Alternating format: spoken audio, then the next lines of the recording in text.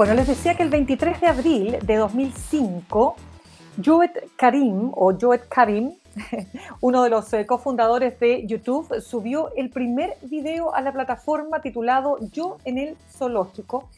Un simple posteo que jamás él imaginó que iba a terminar en este hito, ¿no? Que marcaría su portal de Internet. 20 años después, esta plataforma recibe por minuto, fíjense ustedes, más de 500 horas de video y sus usuarios consumen diariamente más de 1.000 millones de horas de contenido solo en televisores, sin contar lo que se visualiza en los móviles.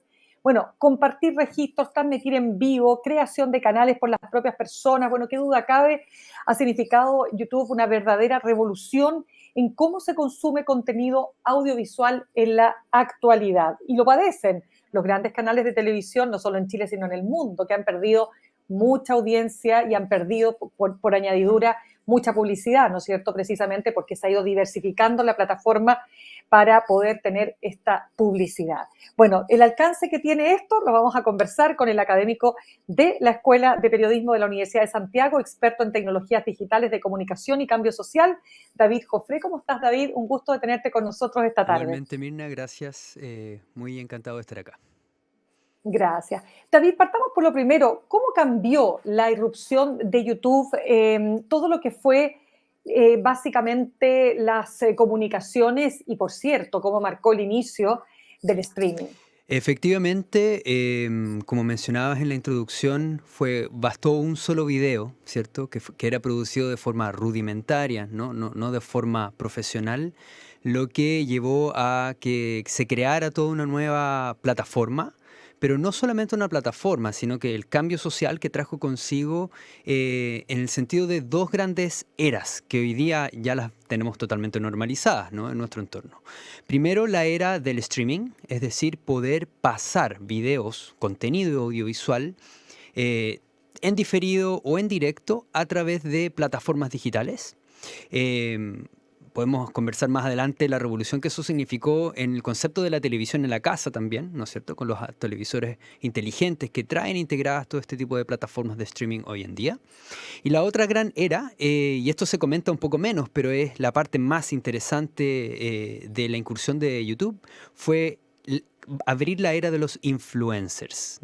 Recordemos que en 2005 se posteaba el primer video, ¿no es cierto? Y ya en 2006 la plataforma de Google comprendió que podía monetizar, ¿no es cierto? Y también beneficiar económicamente a quienes comenzaban a poblar de contenido audiovisual la plataforma. Así es como se crea, ¿no es cierto?, el sistema de avisaje de YouTube, que hoy en día es el sello distintivo por el cual nosotros reconocemos la profesionalización de los influencers en las redes sociales. Súper interesante punto el que estás planteando, David, sobre ese tema. Vamos a ir a eso, pero antes, para ir entendiendo un poco cómo va cambiando, tú dices, la forma en que vemos televisión, ¿no? Es decir, esta idea análoga, por cierto, de me siento a una determinada hora a ver un determinado programa, porque si yo no estoy a esa determinada hora, luego no lo voy a poder ver. A lo más podía grabar, ya se empezaba a grabar los programas, en fin, pero era más complicado. ¿Cómo cambia ese hábito? Bien, esa es una gran discusión que siempre se tiene en cuenta. Aquí hay una división generacional que tenemos que tener en cuenta siempre para este tipo de retrospectiva que hacemos, ¿no es cierto? De cómo han evolucionado los medios de comunicación y las formas que tenemos de consumir entretención, información, ¿cierto? Todo tipo de contenidos y también de retroalimentar esos contenidos. En primer lugar, para las nuevas generaciones, digamos la generación Z, ¿no es cierto?, que ha nacido de los años 2000 en adelante, no tiene sentido un poco la caricatura que nosotros hacemos de comparación, ¿cierto?, en cómo había que consumir televisión antes de la irrupción de estas grandes plataformas y cómo se hace hoy en día, ¿no? Entonces ha perdido un poco el sentido. Claro. Estas generaciones han nacido con encender, ¿no es cierto?, el aparato televisivo y tener un menú, ¿no?, antes de ir a cualquier contenido, digamos, no va a una emisión directa desde una antena, sino que pueden optar por un menú digital y les permite consumir una serie de distintas plataformas, algunas gratuitas, algunas pagadas. Entonces, hay una complejidad allí, pero eso es lo que se enfrentan hoy en día, ¿no? Eso es muy distinto a las generaciones tempranas, a los tempranos millennials que se llaman, que son los nacidos a fines de los años 80, por ejemplo, y la generación X, sin duda, que vivió la televisión de otra manera, ¿no es cierto? Era un espacio no solamente de consumo de contenido televisivo, que se producía de forma, ¿no es cierto?, millonaria, grandes producciones para poder tener televisión en vivo o en diferido en la pantalla, sino que también había, los estudiosos hablan de una conjunción de prácticas sociales, ¿no es cierto? La televisión implicaba una rutina, ¿no es cierto? Significaba un momento en el hogar, un momento, por ejemplo, se ponía en el hogar chileno en particular, ¿no es cierto? Se toma once viendo el final de la teleserie y el comienzo de las noticias, ¿no? Entonces fueron generando una serie de hábitos, rutinas que son propias de nuestra cultura, que tenemos que revisar cómo se han ido desintegrando o transformando a propósito de cómo se consuma de forma mucho más inmediata, atemporal y global contenido audiovisual en las plataformas y dispositivos móviles. Cuéntame, ¿se adaptó la televisión a YouTube? ¿Le costó? Esa es una muy buena pregunta porque en el fondo le ha costado, sin duda. O sea, partamos desde ese diagnóstico, ¿no? Le ha costado bastante entenderlo, pero podríamos decir que hay ciertas iniciativas que han comprendido la lógica de YouTube, que han comprendido que no tienen que competir necesariamente con YouTube, porque pueden perder, ¿no es cierto?, hay una serie de audiencias, sino que más bien sumarse, ¿no es cierto?, al formato, ¿no? No funciona claramente y la televisión nos tendrá que contar una historia cuando llegue a su fin, quizás, ¿no? Tal como la conocemos, pero en esa historia que nos va a contar, nos va a decir cuándo se fue difícil hacer esta adaptación de formato. Lo digo a propósito de que, por ejemplo, documentales culturales, ¿no? Programas de cocina, ese tipo de información, de ese tipo de contenido se da muy bien al formato tipo YouTube, ¿no? Ya. Incluso hemos visto en algunos programas de televisión cómo los presentadores, los anclajes, ¿no?, juegan a aparecer en pantalla en forma de selfie, ¿no?, como hablando en tiempo real, ¿no es cierto?, jugando un poco con stickers, con imágenes que aparecen en la pantalla, que vienen muy prestadas de cómo se comparte contenido audiovisual en las plataformas. Pero muy distinto es las noticias. Las noticias, por ejemplo, el noticiero central, en parte, diría yo, por la cultura del periodismo profesional, también creo que se resiste un poco a moverse a este otro formato para precisamente demostrar que allí se está haciendo un trabajo serio de información. Y ahí es donde tocamos fibra con el tema de las limitaciones también que tiene YouTube y este tipo de plataformas de streaming. Han sido Ya. súper buenas para la entretención, para el consumo de espectáculo, ¿no es cierto?, de cultura, para educar. Hay todo un formato dentro de YouTube, ¿no es cierto?, que valida a través de avisaje y también de ciertos subsidios, ¿no es cierto?, a generadores de contenido educativo que fueron clave en la pandemia. Ujú.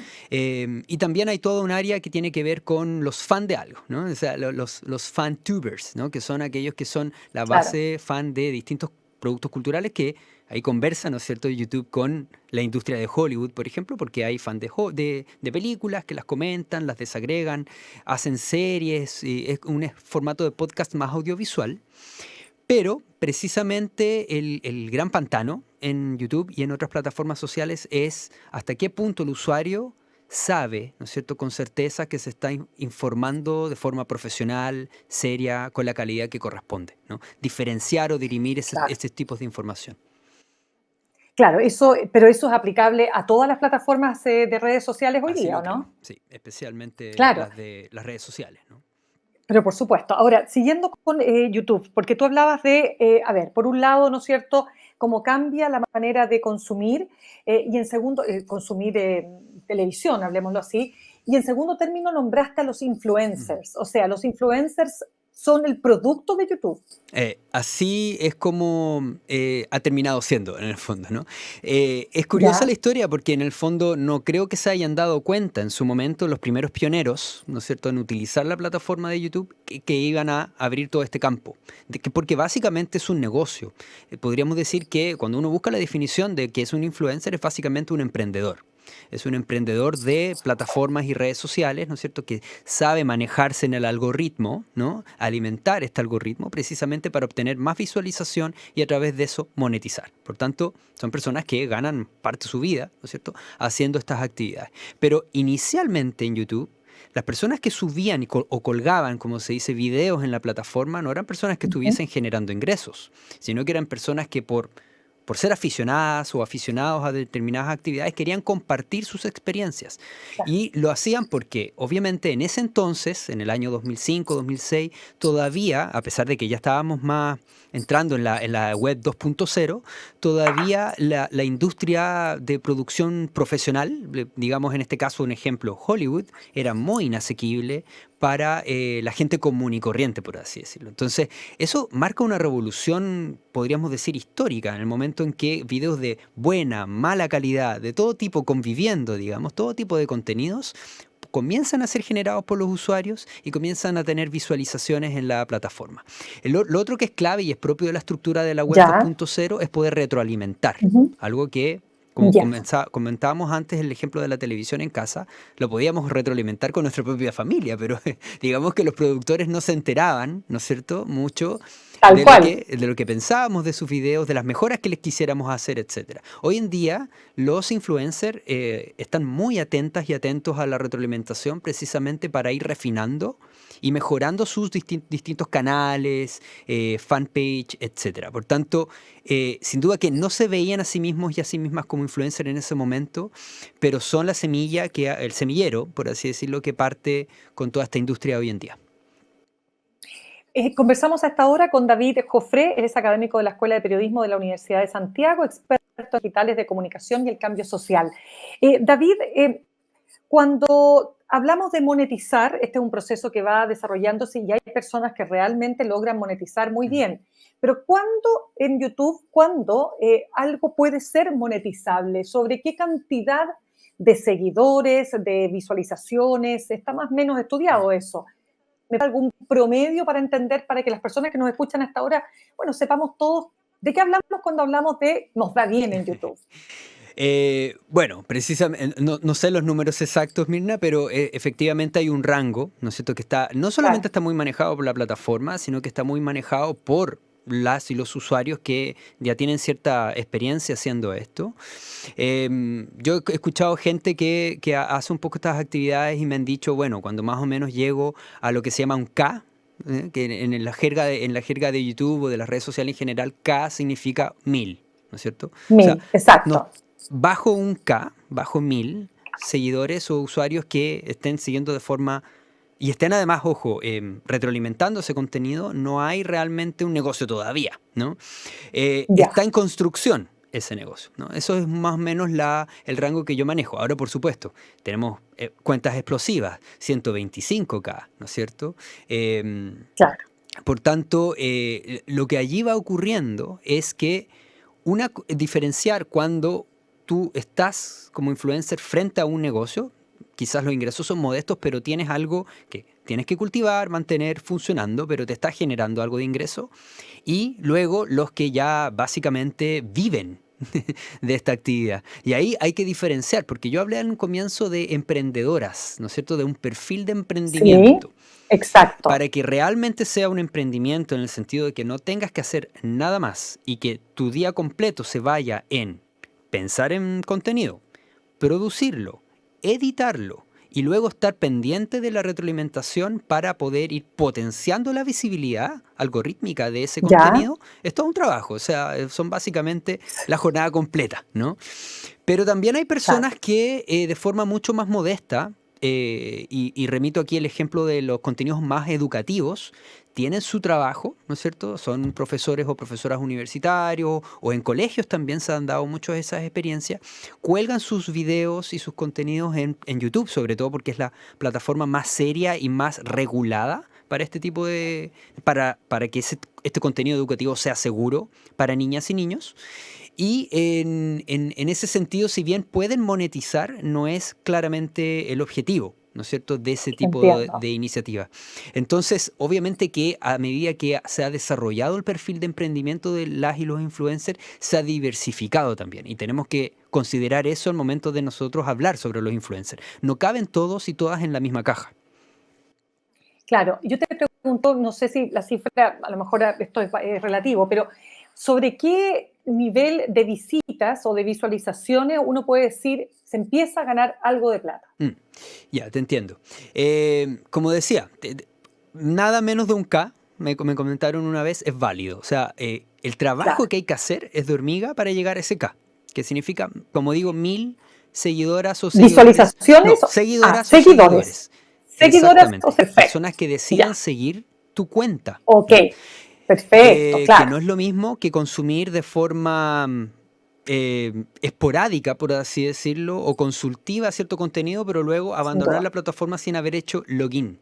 Entonces el tema de tener una Claro, claro que cuenta sí. es fundamental, por eso que YouTube, con el tiempo, fue cerrando cada vez más su acceso a aquellos usuarios y usuarios que no entran con cuenta Gmail. Pueden consumir, por lo que entiendo, hasta el año pasado un video y luego aparecía, ¿no es cierto?, una especie de muro de pago, como lo conocemos en los medios, que le decía, bueno, para Ya. continuar consumiendo contenido, tiene que ingresar con su cuenta Gmail. Recordemos que YouTube es parte de la corporación Google, por tanto, ahí se hace Claro, una sinergia, ¿no es cierto?, entre ambas infraestructuras, o sea, parte de la misma infraestructura, digamos, ¿no?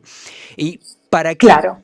Precisamente para poder contabilizar, ¿no es cierto?, esa visualización, porque si no queda fuera de la órbita datificable, eso es una visualización perdida si no se entra a través de la cuenta. Y segundo, para incentivar a los y los usuarios que vayan siguiendo cuentas, ¿no es cierto?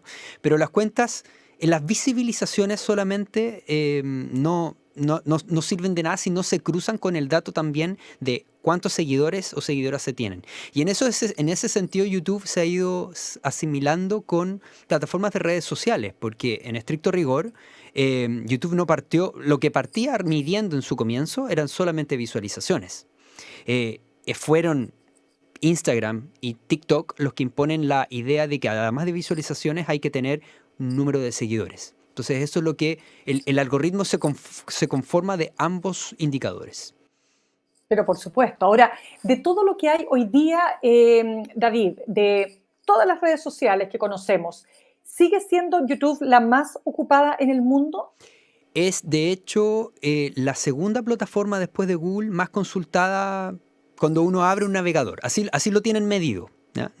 No significa que, Ya, por ejemplo, esté el mundo perfecto. de las redes sociales donde se mide de otra manera, pero en el sentido de abrir, ¿no es cierto?, un navegador y tipear algo, se tipea Google y el segundo lugar a nivel mundial se tipea YouTube. La gente va de inmediato a Y ver después, videos.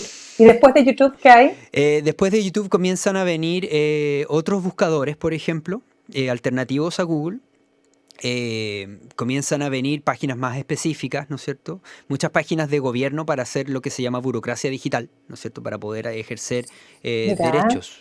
Y ahí va dependiendo de país en país. Pero a nivel mundial, Google Bueno, Corp es quien se lleva el gran pedazo de la torta. totalmente.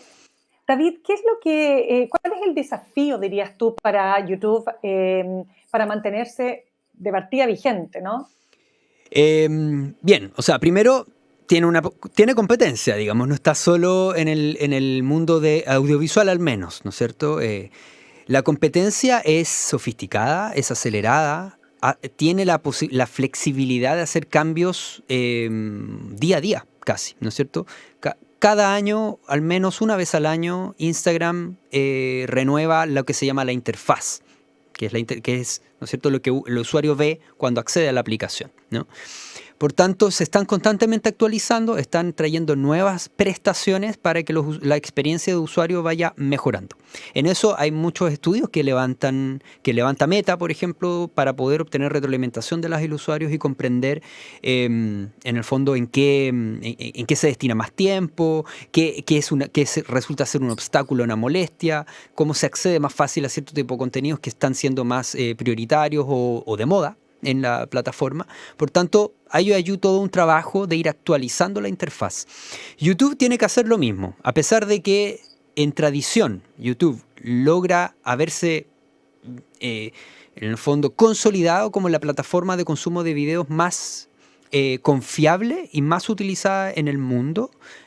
No puede dormirse en los laureles en ese sentido, tiene que estar continuamente repensando su interfaz de modo de ajustarse a las necesidades de los usuarios. ¿Por qué? No porque tenga que hacerlo, sino que más bien porque TikTok e Instagram se han ido consolidando también en el mundo de los videos, particularmente. Instagram partió siendo imágenes, pero ya hoy en día con los Reels son básicamente videos. Y lo mismo ocurre con TikTok, que nace desde una perspectiva totalmente audiovisual. Entonces hay al menos otras dos redes sociales bastante populares, ¿no es cierto?, sobre todo en las generaciones más jóvenes, que permiten un consumo mucho más fácil, flexible y accesible de contenido audiovisual. YouTube tiene esa competencia presente. Mirar su interfaz y además ir renovándola tiempo a tiempo, creo que es una de las estrategias más acertadas que podría poner en práctica. No, tremendo tema, sumamente interesante. Quiero darte las gracias, David Jofré, académico de la Escuela de Periodismo de la Universidad de Santiago, por haber estado con nosotros esta tarde. Muchas gracias, Mirna. Que estés muy bien. Tú también.